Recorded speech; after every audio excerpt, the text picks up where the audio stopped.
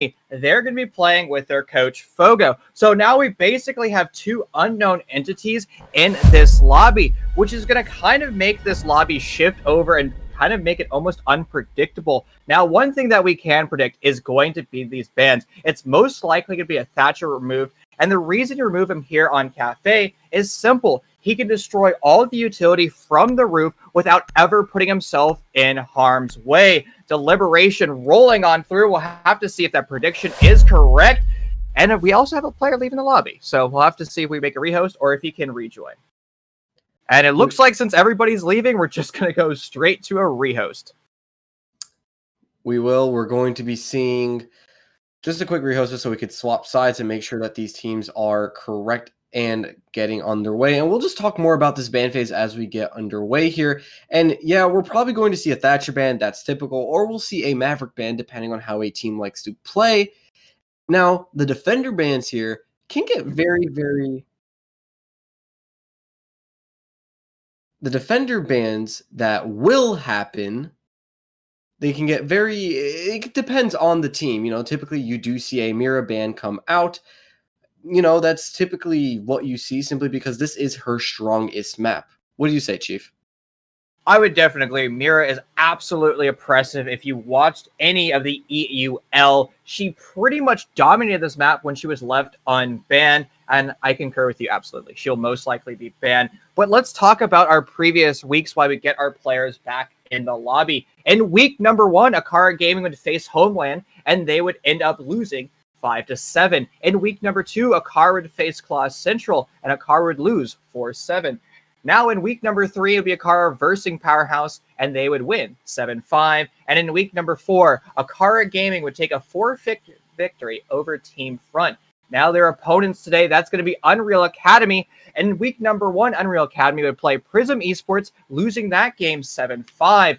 In week number 2, however, is Unreal Academy versus Unreal Nightmare. They would tie this out 6-6. In week number 3, it was Unreal Academy versus Tactical Banditry, and Unreal Academy would win that 7-5. And finally, to wrap things up, in week number 4, Unreal Academy played Troll Team 6, and they would lose it 7-4. Both these teams playing for more or less big stakes here, because whichever team will win is going to move up in the standings a ton, or at least in their eyes. AcaRa will move up to the 4th place spot, or at least tied for the 4th place spot. And then we're going to see, again, that's if they win. If we see Unreal Academy win, they will actually jump straight past AcaRa into tied for 4th here. So a lot on stake here for both of these teams in terms of standings.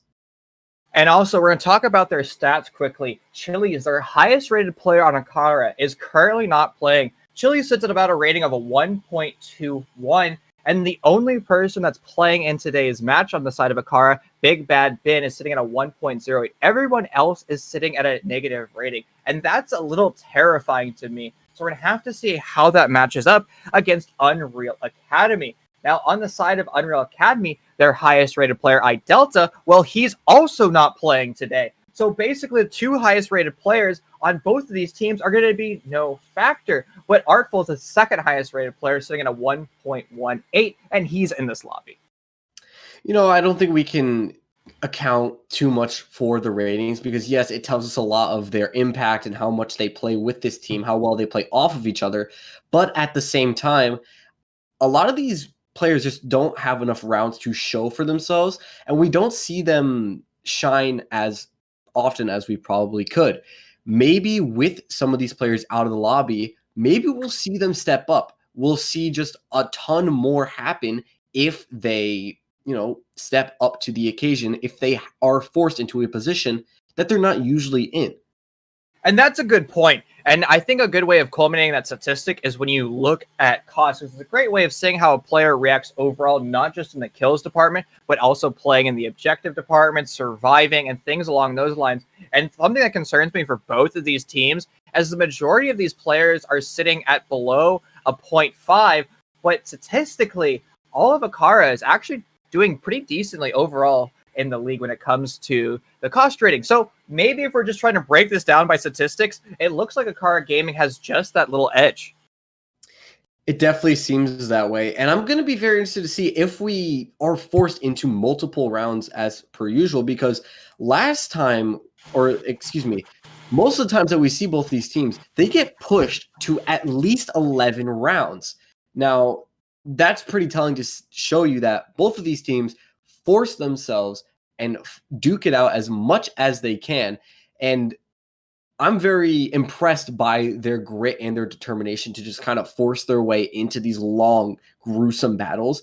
And at the end of the day, depending on your team and how well you can fight for it, that's what puts you over the edge of a lot of teams. That shows you how much mental fortitude a team has compared to others. Now, I want to quickly talk about the elephant in the room, and that is the coach that's currently playing for Unreal Academy. If you don't know, Fogo is their coach. He has a brilliant Rainbow Six Siege mind, and I'd love to see how he actually factors into this overall schism that is this ranked game. Because he might have a great mind, but how's it going to come down when he's playing against players that are also phenomenal mechanically? So will he be IGLing? Will he be playing support? It's going to be really interesting to see how he fits in. Typically, I do like to see your coach as your IGL. At least in my opinion, I think that's typically what should happen unless your IGL is in game.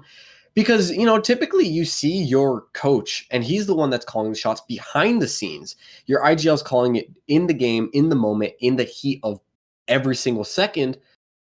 With your coach there, I think you have basically an idea of how to fight back twice as hard with your coach and possibly with your IGL, because we don't know, I believe, if the IGL is also in the lobby with them. That's a great point. And I know that Fogo has been creating some very unique strategies that haven't been shown yet in comp. So do you think he's going to bring it out today? Or do you think he's going to continue pocketing them? And again, if you know Fogo at all, he is definitely holding like all of his cards very close to his chest. So I'm almost like giddy for this game to see if he's going to tease us those new strategies. That would be very interesting. And what better map to do it on than Cafe? Because this is a map that, yes, has been reworked. Yes, has been in the competitive pool for such a long time. However, every time you see it, it seems like a team is always doing something different, especially in a match. You see them do different roams. You see them do different holds. You see an attack vary up their strats depending on the site. You see rushes come in sometimes.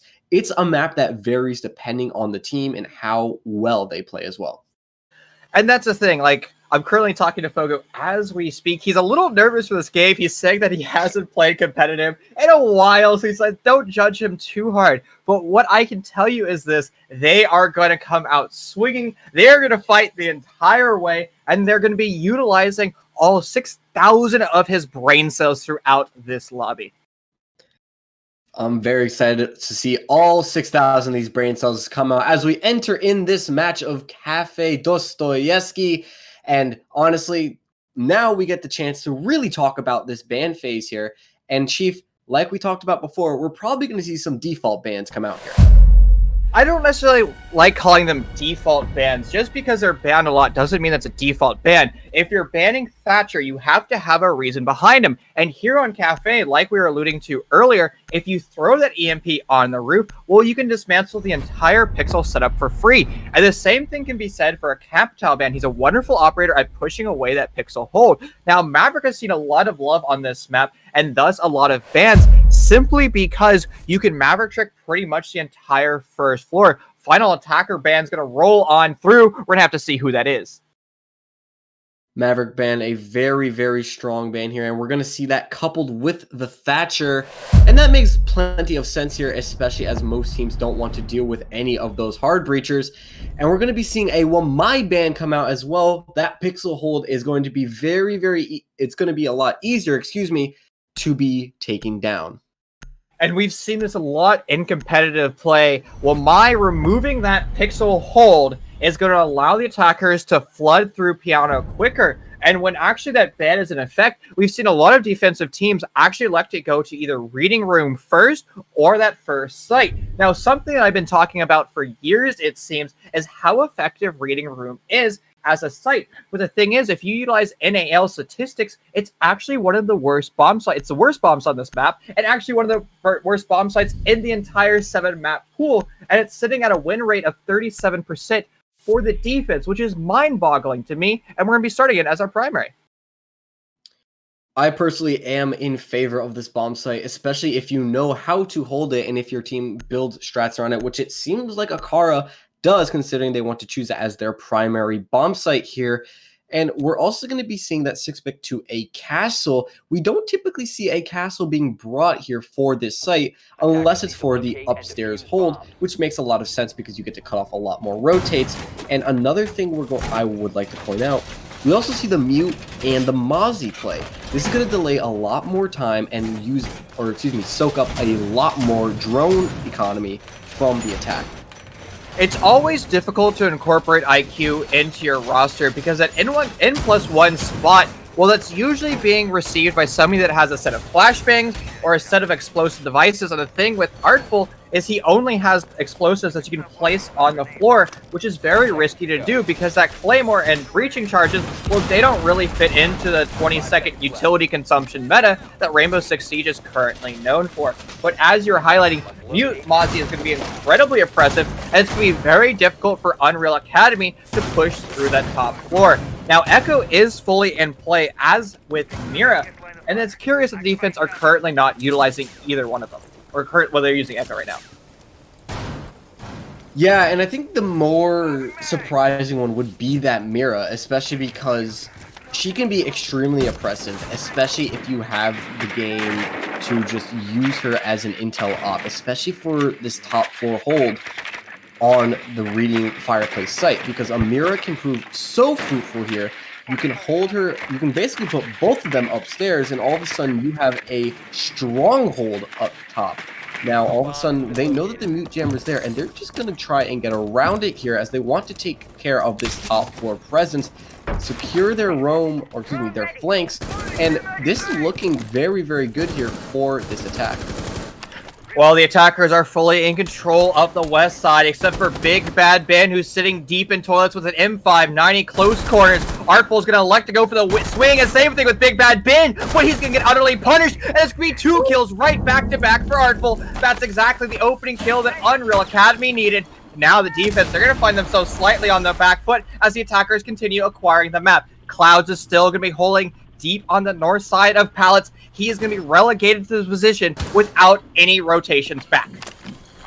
90 seconds left on the clock, and this is a very dangerous position here, but it can prove very fruitful, especially if we see Clouds and Wolves find a pick. However, another pick will ring out, and Scrams will find himself in a 6-foot grave, and all of a sudden it's down to a 2v2 actually. We see a TK ring out here, and all of a sudden the tides have shifted, and the defense look to be in much better positions, and they do actually. The nade will ring out and not catch anybody here, as Nepslaw is by himself in a 1v2, a still very powerful position here, but he's got to find the first here onto Wubs. The attackers found themselves in a commanding lead in round number 1, but it all slipped through their fingertips. And the worst problem is, it's Sir. Well, he's currently on the 2nd floor, finding himself with a myriad of bullet swing over his head. But the problem also is the fact that Diffuser is surrendered in white quarter. It's almost impossible for the attackers to regain this, as it's now 180-degree crossfire, pushing up red stairs. That's going to be Sir's undoing. And the brilliant defensive round win coming out by AcaRa by the skin of their teeth, a 2v4. The very good way for AcaRa to skin their way back into that round, and I'm very, very impressed with how they were able to set up that kind of power position on the white stairs, find those picks, because they knew they had to get through them to actually take control of that site. So hats off to them to hold on to that position, win those gunfights, and turn it back around for the defense. Well, going back over to round number 2, it's going to be a kitchen service, and once again, Echo is going to be in play. No Mozzie to be seen as of now unless it's 6-picked into, and I really love that setup. Both with Mute as well as that Mozzie, they provide so much denial throughout that round, even during that 1v2. There is no way for Unreal Academy to actually end up droning out those last 2 remaining positions. It's going to be a similar strategy to that, but I guess 50% of it has been removed. I would like to see Unreal Academy get a little bit more aggressive when they execute now on top floor and move down quicker, but checking their corners because they started to basically move past their checklist too quickly. It does seem like they kind of just wanted to move in quicker, which, depending on your style of attack, does kind of favor you. However, it didn't in that instance here, and it looks like Wubbs is going to go on a very, very off-site roam here, and he's going to try and reinforce the top hatch. Interesting play here. What do you take of it, Chief? This is to establish a defensive hold in trains. So this means I think it's going to be Wubbs relegated to this position, and he's going to try to hold it as long as possible. One of the best ways of pushing somebody out of trains is opening up that top hatch, because that basically shuts down the main two rotations. The rotation to the east into Fireplace, and the rotation north into Gears. Now, it's actually Wubbs. He's currently on that top floor in Pixel spot, so maybe he's going to be rotating down to trains as soon as he nags himself a few drones. Same checklist here coming out for the attack of Unreal Academy. They want to just find themselves in some powerful positions, get that intel, and then force the defense to fall back when need be. And Nepsilon is actually going to force himself onto Bar to force off any roamers here, and it looks like Wubbs will just fall immediately off. And this this attack is already making some quick grounds.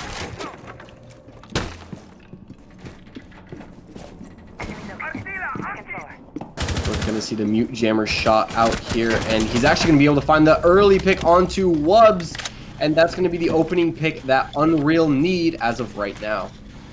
Well, the attackers, they are starting things off in a strong manner once again and pushing the defense back to that top floor. This is going to allow a defense and to basically try to retake that top floor, or the attackers, well, they're going to try to fight that back. Now the attackers are also going to utilize that vertical destruction and force the defense away from that bunker strategy that they love and desire. And you can hear that sledgehammer continuously moving away and opening up that floor, manipulating it any way possible. But the attackers, they still have to be somewhat wary, as there's two nitro cells in the back pocket of the defense.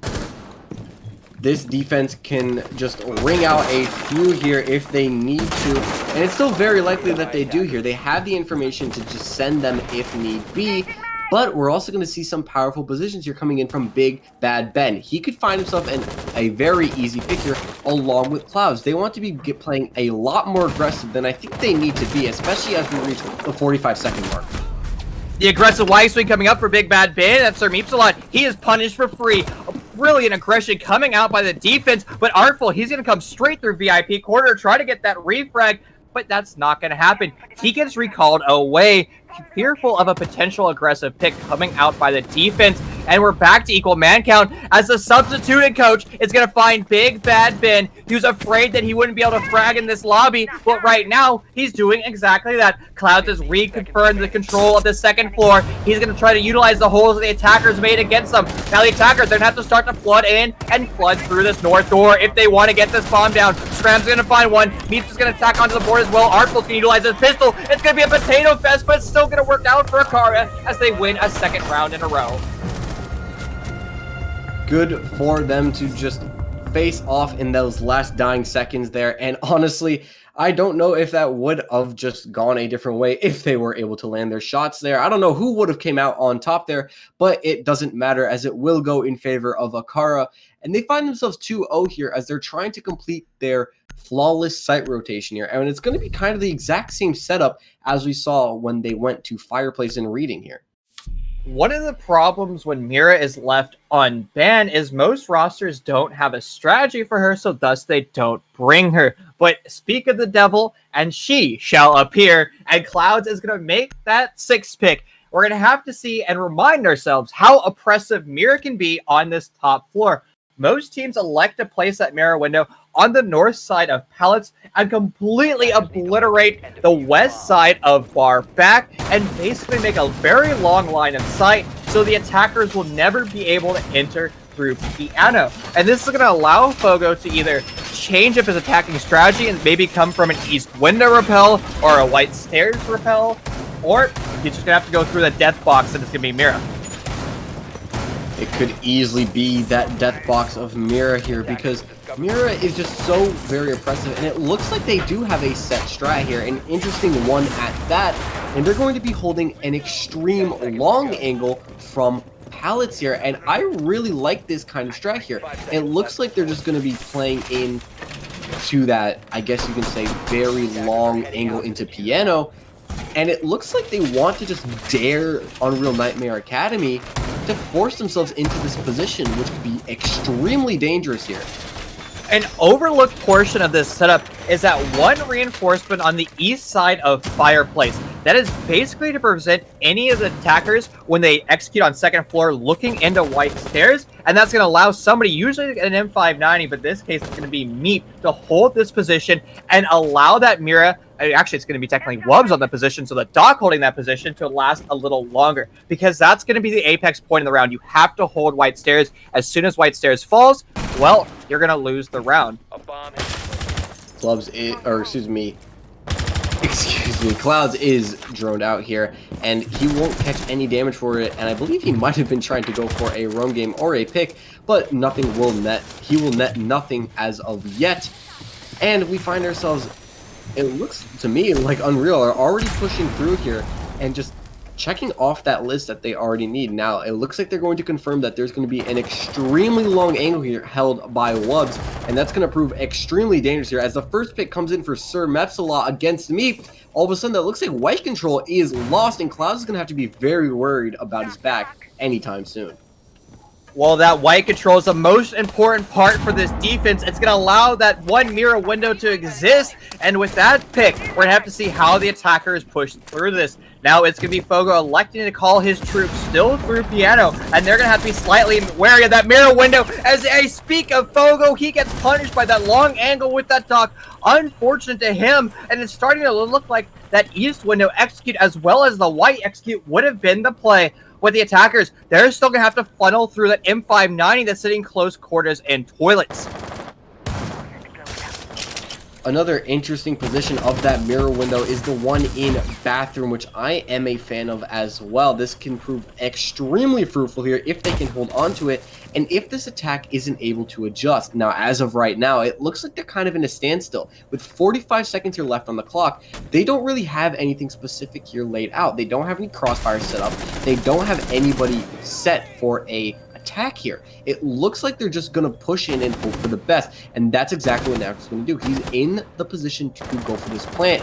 Artful as well is there. Cloud's actually going to find himself down. Big Bad Ben's going to find and pick on to, I believe that was Natural. Yes, that's your planter down. 20 seconds left to go. Artful's going to take that position, and they still think he's in default. However, I think the call is made. He is not in default. Pick will come in, and all of a sudden it's a 1v3 here. Looks very impossible here, and that will be the end for Unreal Academy, as all of a sudden a flawless site rotation comes in for AcaRa. A valiant effort coming in by Unreal, but sadly the mirror windows were far too oppressive. You saw that the AcaRa pellets were put on those mirror windows, but they were mute jammed and or shot away, and that was great coordination coming out by AcaRa. What I was talking about earlier was most teams aren't comfortable playing with Mira because she's banned so often. Well, that means you never get an opportunity to scrim with her, but now it looks like AcaRa, they have a strategy for when she's played and banned and when she's not played and banned. So I love that idea, and it's going to be the flawless sweep here in round number 3, moving over to round number 4, something that you don't see very often. And I was a little disappointed in round number 1 that we didn't see a Mira, but here in round number 4, Mira is going to be in play. Attackers need to locate and like we said, one of the most oppressive operators here, making her appearance very much known here, and it makes so much sense because you saw how powerful that could be in those one position, and it looks like they understood that, and it definitely looked like Unreal didn't understand how to really counter that, and this could prove extremely fruitful once again. They could even place it possibly in the exact same positions as last time, or at least one upstairs, and that could already prove so much, this could give so much of an advantage to the defense. Now they have more intel on where this attack is coming from.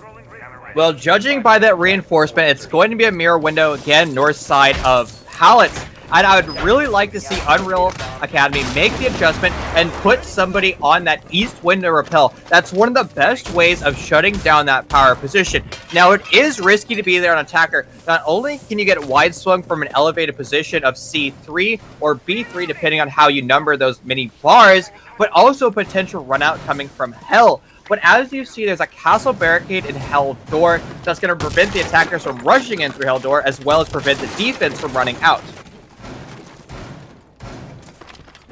Looks like plenty of control here coming in for Unreal. They understand that this is going to be the exact same hold, or at least what it seems to be. And it definitely looks like they understand once again that that long angle that they're going to have to deal with will pay the price. However, Clouds will find himself down here as the early pick for Sir Mepsalot, but he will find himself down as well, but not out. And I don't know if the defense knows. They might know this. However, more picks will ring out as all of a sudden Wubbs falls as well. And that power position is looking very, very weak now as we reach past the 2-minute mark, excuse me. Well, the defense slightly on the back foot, but the thing they have going for them is Sir Mepsalot is sitting at 20 HP, and it's going to be an M590 working out well, punishing what was left of that sledge, and the top floor is still in control of the defense. Meat, though, he's still sitting on that mirror window, and it's going to be the attackers to break down that power position. There's only one person on that second floor, as Fogo is going to get punished without moving before his drones, but shot through the floor is going to be natural, and the attackers, they're now in control of this round. Big Back Ben is going to have to utilize vertical destruction if he wants to shut down this plant. This plant will go down, and it will be confirmed as well, but Big Bad Ben not able to land the shots onto either of those players, and he's just not able to control the recoil of that pocket sniper as of right now, but he's going to jump down. He knows exactly where they are, saw the head of one, but spun around at the last moment. Unfortunate timing there, as Unreal is going to be able to manage their first round in the match.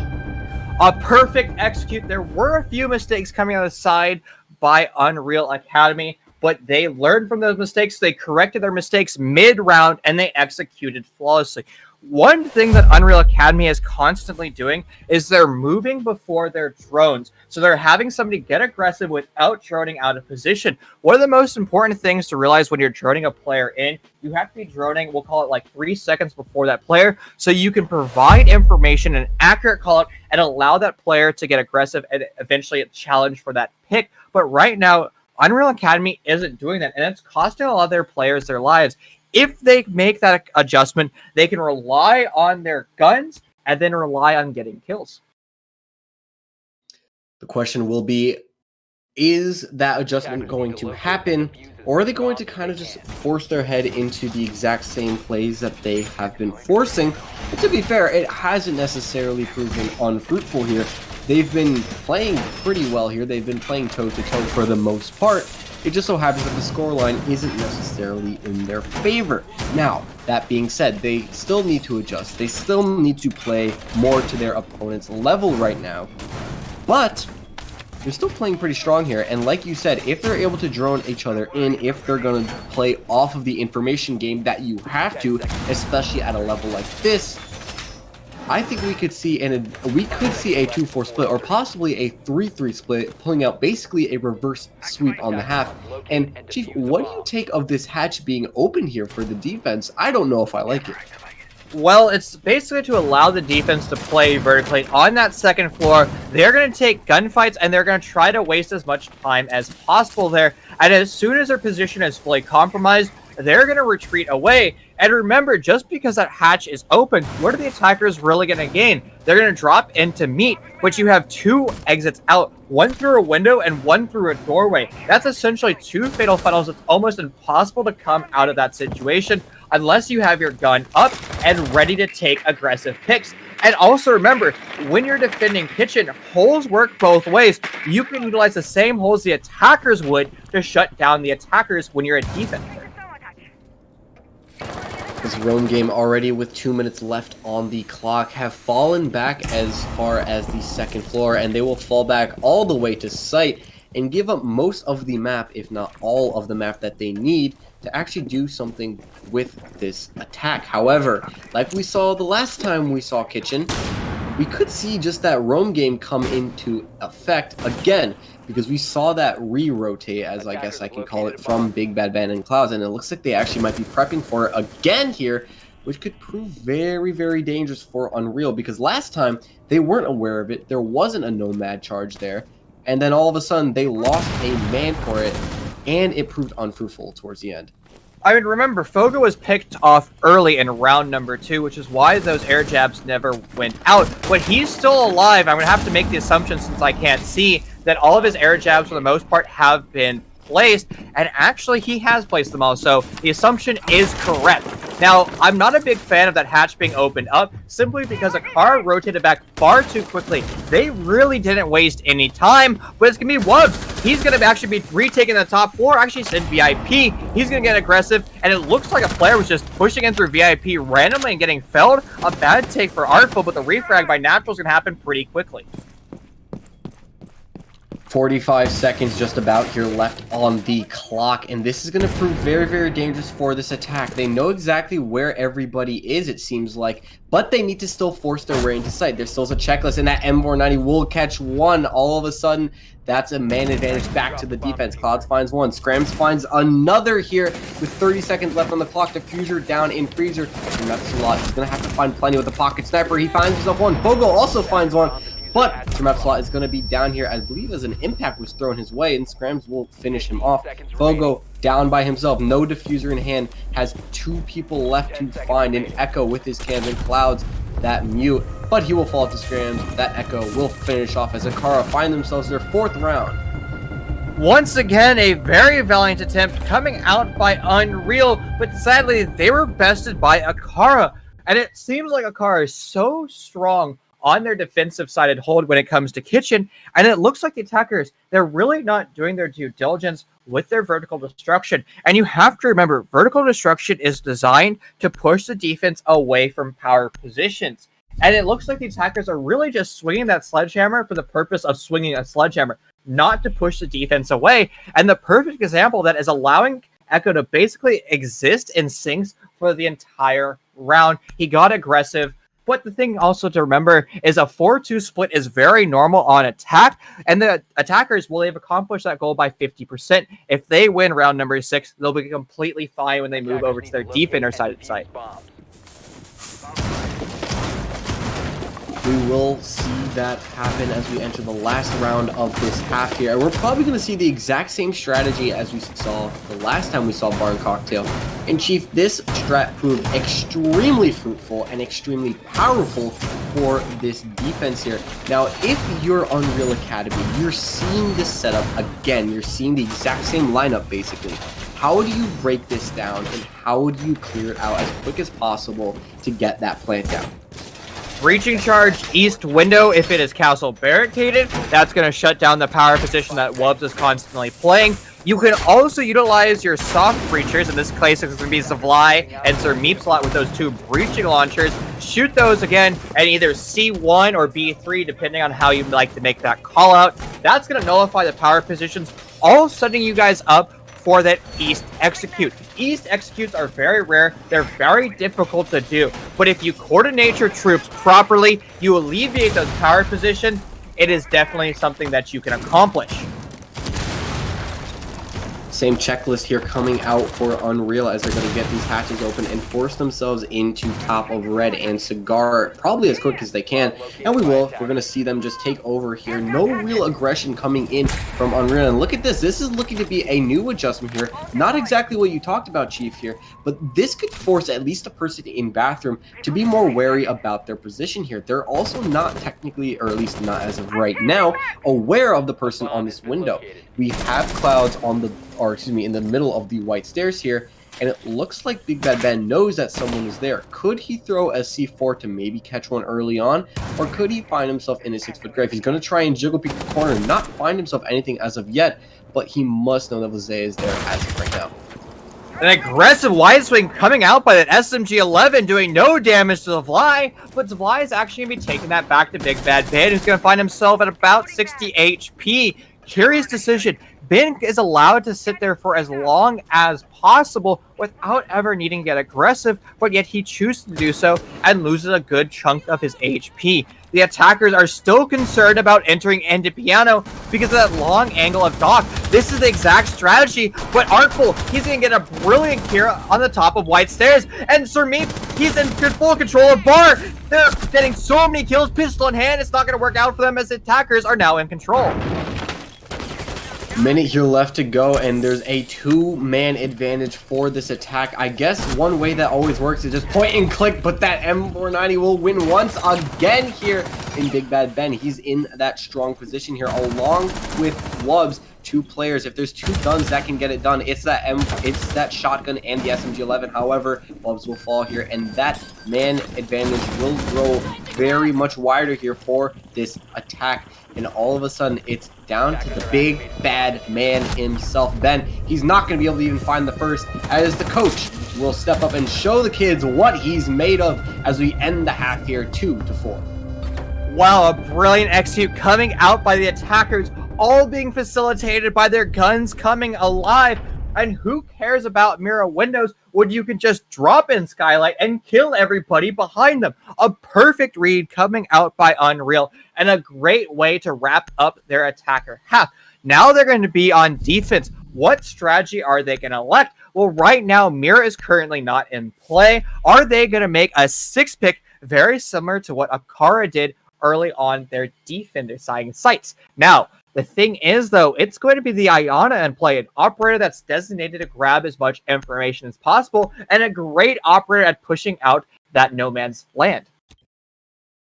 We also see the 6-pick to the IQ here from the Ash. Now, people would probably say that doesn't make any sense for me. However, if you looked at their lineup here, we saw the Echo and the Valkyrie here. So it makes sense for them to adjust and understand, hey, one of these cams are going to be on the board. We got to get rid of them somehow, along with those Electric Claws. So it makes sense for them to try and get rid of them somehow here. A smart pick here utilized in the 6th pick phase here. And we're also going to see Clouds on that Yana. I am personally a fan of this. We're seeing Yana being integrated into the meta more and more, especially as it's more of an intel game and a utility creator game here. I am personally a huge fan of Yana making a presence. Wouldn't you say, Chief? Oh, absolutely. She not only allows you to increase your overall, in air quotes, drone economy, but she allows you to relegate more drones into flank watch. And that's something that's big, especially when you saw how AcaRa was playing. Their whole strategy was basically pushing up different staircases as a retake strategy. That's something that's very difficult to do, and an attacking lobby, an attacking team can shut that down with the proper amount of flank drones, but we never really saw this. And this is a brilliant Valkyrie cam coming out by Sir Meepslot, and he might be able to get aggressive. IQ doesn't hear it. She's on the drone. Make your run out right now. What's the hold up? There it is. There's the headshot. A brilliant job. Bad micro positioning coming out by Wub. I don't know if it was bad micro positioning and all of us, but it will pay his life for it. And all of a sudden, this team is going to look very, very scared because they know that there's a Valkyrie in play. They have no way of finding these camps, and they know that there's one outside. Now, Chief, I don't know about you, but when I...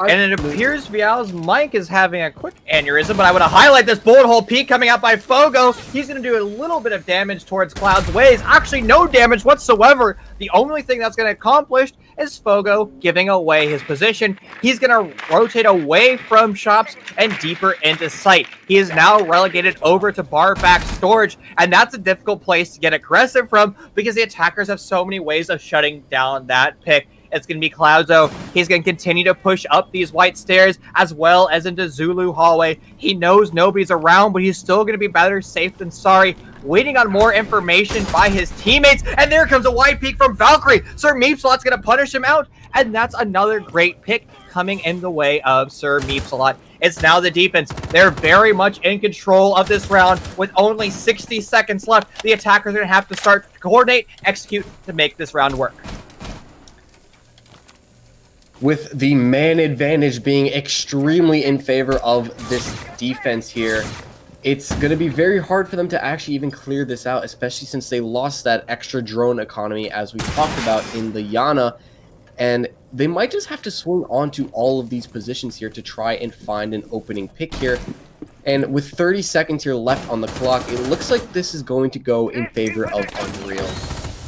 Well, 30 seconds left, though. The attackers have to start to siphon into sight and grab more kills. Big Ben's going to start us off there. Track Stinger's going to go out, preventing the defense from rotating away, but that might not be enough as Smoke Toxic Babes go out. But Big Bad Ben's uncontested on this plant. There's only 2 seconds left with bullets whizzing overhead. It's going to be a post-plant situation as the defense, they foul that up. Natural's going to get failed as well. It's going to be your bottom line back and in control, but things are going to continue to crumble for Unreal as it's now just a 2v3. All their players are very lit, but Artful, he's going to fight this to the bitterness, and as Sir Meeps is now fragged, everything is still beginning to crumble as things are going to quickly calm down for the next few seconds. But Artful's going to have to find more kills. He's only on 15 HP. If any amount of lead impacts his body, he will be ended, and the attackers know this full too well as they're not preventing themselves one bit. The wide swing comes out, and that's the undoing of Artful. A brilliant execute by AcaRa as it was a 3v5. Hats off to this attack. They played to a T there simply because that defense had all the time in the world to play with. They had everything in their favor. And then AcaRa were able to pull the rug right out from under them and take that back. A beautiful triple kill coming in from Big Bad Ben as well. I must say, he is on point, pointing and clicking, as some would say. Well, the pink sharks have entered the lobby. They are showing their teeth, and they're grabbing hold of the undead and tearing them to shreds. It's going to be round number 8. We're only 1 round away from match point. We're going to be returning back over to Bar Cocktail. And once again, I'm trying to send mental notes over to Unreal Academy. I'd love to see them integrate Mira somewhat into their setup, but if you're not scrubbing with Mira, you're not going to be playing Mira in a live match. It definitely seems that way because most teams, you know, it's one of the main bans in most maps. People don't like playing against Mira. She can be one of the most oppressive operators throughout a lobby, and that just proves fruitful and advantageous on any map whenever you bring her. However, if you don't scrim with her, if you don't practice with her, why would you bring her in the first place, especially if you know that your strats could work? That could be the downfall here coming in from this team. They know that their strats are working, and they're just not adjusting to this attack, excuse me. However, it is only the first round here for their defense, so we could just be, you know, speaking off of 1 round at least. And I'm really interested to see how the lack of Omai is going to basically pay into the fact of the Pixel hold. Pixel is such a strong avenue because you're allowed to continue to throw those pancakes throughout the rest of the round, but without out in play, you can essentially burn those ADSs easily. You only need basically 2 sets of flashbangs, which is really not that much, as it be the rush strategy coming out by AcaRa. They're all situated on the east side of the map. This is the exact strategy that we were talking about earlier, an east side execute. It's very difficult to do, but with a proper amount of drone coordination, you can execute. And look at this, Unreal Academy has no idea that the execute might be coming from the east side of the map.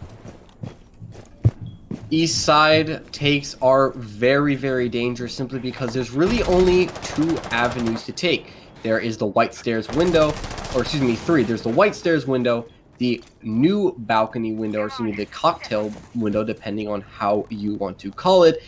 And then there's a sight window. All 3 are apex points for an attack if you want to push. And it looks like they actually want to root out any roamer, or excuse me, that roamer in Cigar, because they know exactly that someone is here. They know Natural is right by this new hatch. And they want to force him out of this position soon. Natural, what a curious position. I'm so glad that you highlighted that. This is going to be one of the most unique kills or potential deaths that's about to happen out.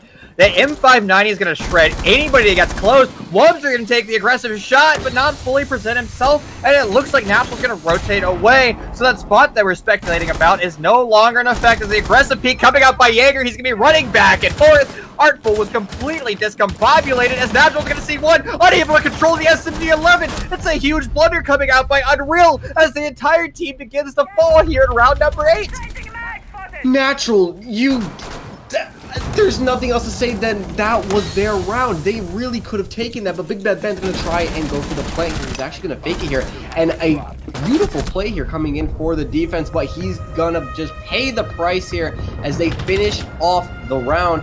A beautiful play coming in from AcaRa. They're just playing to a T, and they find themselves on match point here in round number 9, Chief. VL, I am completely lost for words. AcaRa completely steamrolled round number 8, and it was all off the mistakes that Unreal was making. Unreal was in complete control that round. They were set up for perfect execution, a perfect way of stopping the defense, or pardon me, the attackers, but they didn't do it. They missed their shots. They ran back and forth, and like I said, I'm completely baffled. I'm lost for words, but we've seen Unreal play great. And I think right now they're going to coordinate, they're going to get their heads together, and they're going to succeed. I can promise you this. Unreal Nightmare is a roster you can never count out. Fogo is going to get his troops to succeed. I will promise you that. I don't disagree with you. We've seen some very promising things from this team, not only in this match, but in many before as well. But the question is, are they going to be able to adjust to at least bring this back as far as they can here? We saw a lot of plays, like you said. It left us scratching our heads for a lot of them. For one, why did that Jaeger decide to move closer into that deployable shield and expose himself? He gave himself away that entire time. And then we also saw Natural with his shots, and this defense just fell apart again, like a block of, or excuse me, like dominoes falling just basically down after another. And it's going to take them a lot to bring this back. Well, AcaRa, the pink or purple great white sharks, well, they smell blood in the water, and that's going to be the blood of Unreal Nightmare. We're going to have to see them change up their strategies. What they're electing to do is run into kitchen and do this extended roam. We've seen it work before, and it's really allowing the defense to get early picks. But the problem is the mid and late round, well, the attackers, they're able to funnel the defense in and get those executes. So maybe we're going to have to see Unreal Academy either get more opening picks and more chain reaction kills, or they're going to have to perfect their turtle strategy. And right now, it's the majority of the roster of Unreal Academy on that first floor. This is going to allow the attackers to execute, grab map control, and inevitable vertical destruction. It's going to be also a very, very shallow roam here for this defense. Typically, like we saw from AcaRa, you have at least 1 or 2 players on the second floor here, or at the top floor, depending on how you want to play. Instead, we only see Sir Mepsalot here by himself at the middle portion of the white stairs, and he's just going to try and maybe go for a flank roam. This is actually very smart here. It shows them that they have nobody here, and then he takes a power position here. This could prove extremely fruitful here, and this could be exactly what this defense needs. And we're going to see Mepsalot miss the shots once again. It's going to land onto Wubs, but not net himself the kill, and now they're aware of this roamer, but they're not really in any good positions to deal with him as of yet, as we pass the 90-second mark here in round number 9. Well, Sir Meepslot, he's going to be stuck on this top floor with no way of rotating back, and he gave away his positioning, missing those shots with his SMG-11. But it looks like Scram has completely turned his back, and that's a huge mistake, especially since they knew that they were up there. Natural's going to find another kill in this round, and once again, Unreal is control of this round. But that's the thing, they've been here before. Round number 7 was an exact same situation. Then the attackers, they're going to have to continue to do this vertical destruction and continue to find kills if they want to make round number 9 go in their favor as kills continue to flood the scoreboard. Mepsalot is still on this roam game here. He's tearing through it, and this attack is not doing anything about it. This clearly proved to show what happens when you don't prepare or at least try to flood out these roamers. Granted, they thought it was clear here, but it's just so happened that they didn't. We're going to see more shots ring out, but we're going to see Mepsalot find himself his triple kill. At least he's going to be able to land those shots, and Big Bad Ben is all by himself here in a 1v4 situation with 15 seconds left. It looks like we're going to be extending this at least one more round here, and Chief, if we can just analyze this round, what really went wrong, we know that that roam game happened. He was able to flank them and just basically go on a tear, and then they chose not to do anything about it. If you're the attack of AcaRa, I think the only thing to do from there on is look for that roamer, or at least set up some sort of flank watch, wouldn't you say? You're going to have to set up flank watch, but the problem is, it was the fact that they never dealt with that offsite pressure as soon as they discovered it was there. Because remember, Sir Mepsalot, he didn't get a kill. He only just put a couple bullets in the back of a player, and they allowed him to continue to exist up there without ever breaking him down. They just assumed that he'd rotate into one of their guns, but he really didn't, and that was just bad micro position coming out by the attackers. I doubt they'll make a mistake similar to that, and like I was alluding to before, Unreal Academy, you cannot count this roster out. They're going to continue to fight until this lobby completely closes. That they will here, and we're going to see the 6th pick to a Ying. I am extremely excited to see this Ying play here, because ever since she got the smoke grenades, ever since she's been playing a lot more now and played a lot better here, especially with the smokes, the Ying Candelas, with the buff to her LMG. She just is more of a strong position, or excuse me, player for a team to pick, and she offers a lot more now, and I'm going to be excited to see how AcaRa is going to force themselves into possibly the final round of this match. My 3 brain cells are still trying to get their head around round number 8, and I haven't been this discombobulated since it was Team Unless versus Team Cirques in Season 3 of SCL, where we basically just saw rush after rush utilizing smokes, Yings, Chachankas. Was one of the most crazy games. It was early on in Season 3. It's still a VOD that you can review, so go check that out. And honestly, it's kind of very similar to this. And now the fact that Ying is in play, well, it's starting to return to the Unless strategy even more. And shout out to that roster, which I know isn't quite a thing here in round number 10. New camera feed up and running. Sir Mepsalot wants to get extremely aggressive against this attack, but he's going to find himself in a very, very disadvantaged position, especially since they're going to be going for this top floor clear, as they typically would for an attack. However, he's going to be sticking in piano. You don't normally see your defenders in piano here, especially since you want to hold on to the east side part of the map in case they fall back. However, this could prove extremely fruitful here, especially if they don't drone him out. However, it seems like they will find him out very, very soon here. He's going to shoot the first drone, might be able to find the second. Yes, he will. Will he net himself a triple kill on the drone? No, he's just going to fall back here into bathroom here. And this makes so much more sense. Now you have more of an advantageous position with the help of Zay. Now, with a minute 45 here left on the clock, we're actually going to see Mepsalot find himself the first kill, and it looks like this is going in favor of Unreal, at least in terms of momentum as of right now. Unreal and Sir Mepsalot, well, they're the ones that are constantly getting opening kills for their team. What the best part is, AcaRa Gaming is able to turn that man deficit into round number wins, something that Unreal has been a little bit lackluster in. And the micro position coming out by Sir Mepsalot, he's going to get droned. He's going to peek his head above U-bar. He's going to spot the head of one, but not elect to shoot, and that's going to be his demise. Once again, the motif of today is this micro positioning, and so many players are being caught unaware. But look at that roam.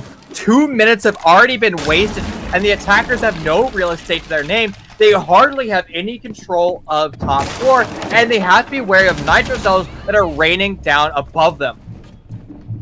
All of a sudden, Clouds is going to open this up more with a pick on to Artful, and all of a sudden, Fogo falls as well. That's the coach off the board here, and Clouds is on a tear with this Ying here, and there's so much positioning not aware here for this attack, but still, we're going to see the opening pick from Jose. He might be able to find himself a second, but no, Candelas will bring out from that Ying, and he's going to find himself a little blind here, but this attack is going to actually manage to maybe go around here and find themselves different picks. He's going to actually find himself blind, meanwhile not even looking his way, and he's going to find himself down. All of a sudden, it's down to natural the SMG-11 stuck in his hand once again. And the question is he going to be able to control it? Unlike last time, that shotgun rings out. He's going to go for the long shot here. That's the first of two we need to find. Nitrocell rings out, doesn't land, and he's going to have to reload this SMG-11. Doesn't know where any of these players are. No intel. He actually might with these Valkyrie cams here, but he has to rotate into the other site. And this is going to take a lot of time off the board for him. Now they know exactly where he's coming from, and Meep is going to net himself the final kill here as we end the game 7-3 in favor of AcaRa Gaming. And just a great map played in from AcaRa. Wow, once again, AcaRa, they lost the opening duel, but they were able to battle it back.